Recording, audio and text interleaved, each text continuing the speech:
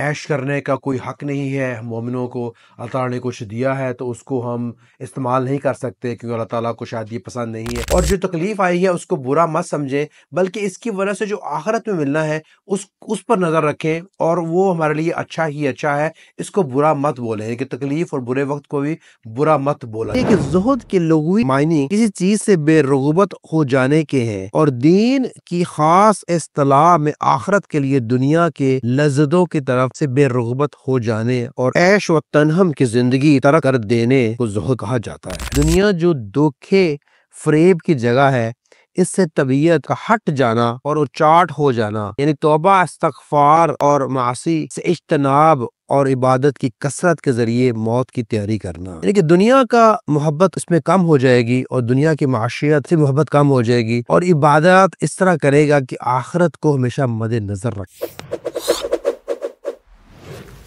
बहुत सारे लोग ज़ुहद का मतलब गलत समझते हैं। वो समझते हैं कि दुनिया में ऐश करने का कोई हक नहीं है मोमिनों को। अल्लाह ताला ने कुछ दिया है तो उसको हम इस्तेमाल नहीं कर सकते क्योंकि अल्लाह ताला को शायद ये पसंद नहीं है। लेकिन ऐसा नहीं है। अल्लाह ताला ने जो कुछ इंसान को दिया है वो बेशक एक आजमाइश होती है, और ज़ुहद का मतलब हम देखें तो उसमें आजमाइश ये आती है कि अल्लाह ताला की तरफ से अगर कुछ नेमत आई है तो बंदे को हमेशा यकीन रखना चाहिए कि इस नेमत का देने वाला अल्लाह है और लेने वाला भी अल्लाह ताला है, और अल्लाह के पास जो कुछ है इससे बहुत कुछ ज़्यादा है। और अगर कुछ तकलीफ़ आई है तो उसको हमेशा सब्र रखना चाहिए, और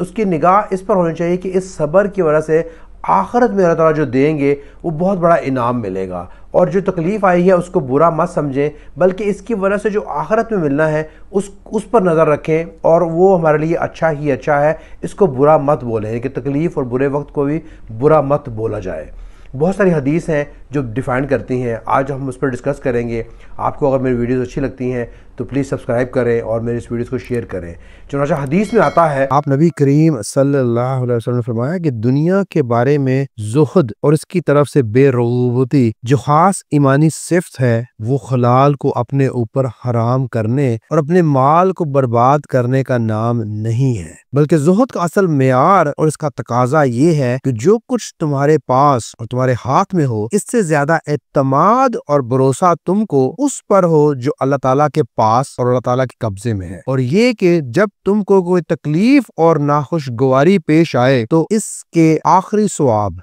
यानी कि आखिर में क्या मिलेगा कि चाहत और रग़बत तुम्हारे दिल में ज्यादा हो निस्बत इस ख्वाहिश के कि वो तकलीफ और नागवारी की बात तुमको पेश ही ना आती। हदीस से किसी को ये गलत फहमी ना हो कि बंदों को इस दुनिया में आफियत और राहत के बजाय तकलीफ और मुसीबत की तमन्ना और अल्लाह ताला से दुआ करनी चाहिए। दूसरी हदीसों में इससे सरी ममानत आती है, और सही रवायत में है कि आन हजरत सल्लल्लाहु अलैहि वसल्लम सहाबा कराम रज़ी अल्लाह अन्हो को हमेशा ताकीद फरमाते थे कि अल्लाह ताला से आफियत और खैरियत ही की दुआ हमेशा करो, और खुद आप नबी करीम सल्लल्लाहु अलैहि वसल्लम का मामूल भी हमेशा यही था। तो इस हदीस का मकसद ये हरगिज नहीं है कि बंदा इस दुनिया में मुसीबत और तकलीफ की दुआ या तमन्ना करे, बल्कि इसका मतलब सिर्फ ये है कि अल्लाह ताला के हुक्म से कोई मुसीबत या तकलीफ जब बंदे को पहुंच जाए तो फिर मोमिन का मुकाम और ज़ुहद का तकाजा ये है कि इस मुसीबत या तकलीफ का जो अजर और सवाब आखिरत में मिलने वाला है वो इसको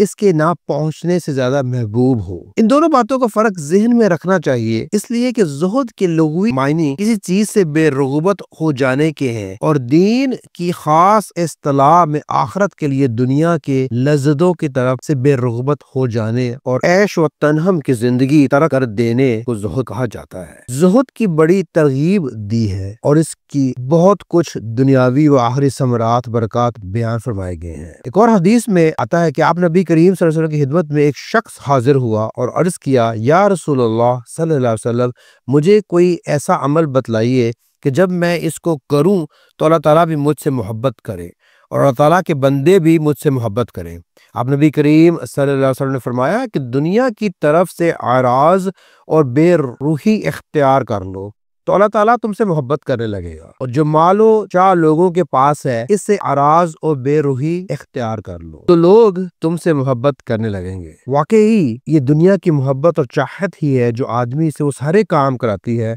جن کی وجہ سے وہ اللہ تعالیٰ کی محبت کے لائق نہیں رہتا۔ اس لیے اللہ تعالیٰ کی محبت حاصل کرنے کی راہ یہی ہے کہ دنیا کی چاہت اور رغبت دل میں نہ رہے، اور جب دنیا کی محبت دل سے نکل جائے تو دل اللہ تعالیٰ کی محبت کے لیے فارغ ہو جاتے ہیں، اور پھر اس کی اطاعت اور فرمانبرداری ایسی خالص ہونے لگتی ہے کہ بندہ اللہ تعالیٰ کو محبوب اور پیارا ہو جاتا ہے۔ آپ نبی کریم صلی اللہ علیہ وسلم نے ایک اور موقع پر فرمایا، جب تم کسی بندے کو اس حال میں دیکھو کہ اس کو زہد یعنی دنیا کی طرف سے بے رغبتی اللہ تعالیٰ نے عطا کر دی ہے اور فضول باتوں سے زبان کو محفوظ رکھتا ہے، اللہ تعالیٰ کی صفت بیان فرماتا ہے، تو اس کے پاس اور اس کی صحبت میں رہا کرو، کیونکہ جس بندے کا یہ حال ہوتا ہے اللہ تعالیٰ کی طرف سے حکمت اس کو ضرور ملتی ہے، اور اس حکمت کی بدولت اس کی زبان سے حکمت جاری ہو جاتی ہے، اور دنیا کے عیوب اور اس کی بیماریوں اور پھر اس کا علاج معالجہ بھی اس کو آنکھوں سے دکھا دے گا، اور دنیا سے اس کو سلامتی کے ساتھ نکال کر جنت میں پہنچا دے گا۔ حضرت عبداللہ بن مسعود رضی اللہ عنہ سے روایت ہے کہ آپ نبی کریم صلی اللہ علیہ وسلم نے یہ آیت تلاوت فرمائی، اس کا مطلب یہ ہے کہ جس کے لیے اللہ تعالیٰ ارادہ کرتا ہے کہ اس کو اپنی